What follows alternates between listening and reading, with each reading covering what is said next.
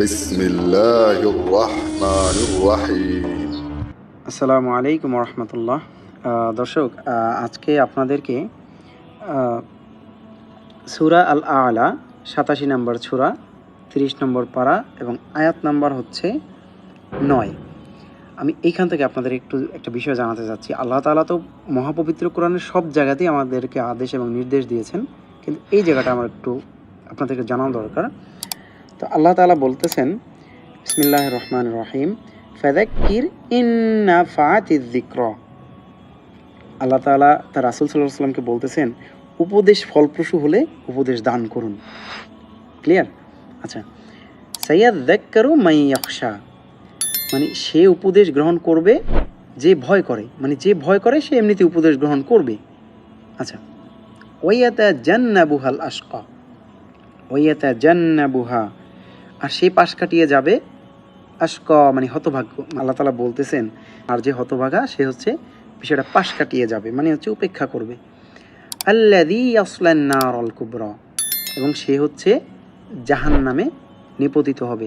মানে ইয়াসলান নারাল কুবরা, সে ভয়াবহ, কুবরা মানে হচ্ছে ভয়াবহ নার, সে ভয়াবহ নারের মধ্যে, আগুনের মধ্যে নিপতিত হবে বা প্রবেশ করবে।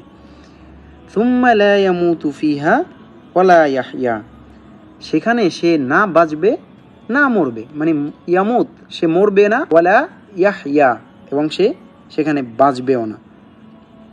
বুঝতে পেরেছেন? এবার আল্লাহ তাআলা বলছেন, আদ আফলাহা মান তাযাক্কা, নিশ্চয়ই সাফল্য লাভ করবে সে যে শুদ্ধ হয়। সুবহানাল্লাহ। ওয়া যাকারা ইসমা রাব্বিহি ফাসাল্লা, এবং তার পালনকর্তার নাম স্মরণ করে অতঃপর নামাজ আদায় করে। তারা হচ্ছে কি হবে? কদ আফলাহা মান তাযাক্কা, নিশ্চয়ই তারা সফলতা লাভ করবে। আচ্ছা, এরপর দেখেন, বাল তুসিরুনাল হায়াতাদ দুনিয়া, আল্লাহ তাআলা বলতেছেন, বস্তুত তোমরা হচ্ছে পার্থিব জীবনকে, এই দুনিয়াকে অগ্রাধিকার দাও। হ্যাঁ, আচ্ছা, এরপর দেখেন আল্লাহ তাআলা বলছে, ওয়াল আখিরাতু খায়রুন ওয়া আবকা, ওয়াল আখিরাত মানে হচ্ছে পরকাল, অথচ পরকাল হচ্ছে উৎকৃষ্ট এবং স্থায়ী। সুবহানাল্লাহি ওয়া বিহামদিহি, সুবহানাল্লাহ। আচ্ছা, এরপর দেখেন, ইন্না হাযা লাফিস সুহুফিল উলা, এটা লিখিত রয়েছে পূর্ববর্তী কিতাবসমূহে, সুহুফি ইব্রাহিমা ও মূসা, ইব্রাহিম ও মুসার কিতাবসমূহে। সুবহানাল্লাহ, সুবহানাল্লাহ। আল্লাহ তাআলা আমাদেরকে সবাইকে বোঝার তৌফিক দান করুন, আমিন।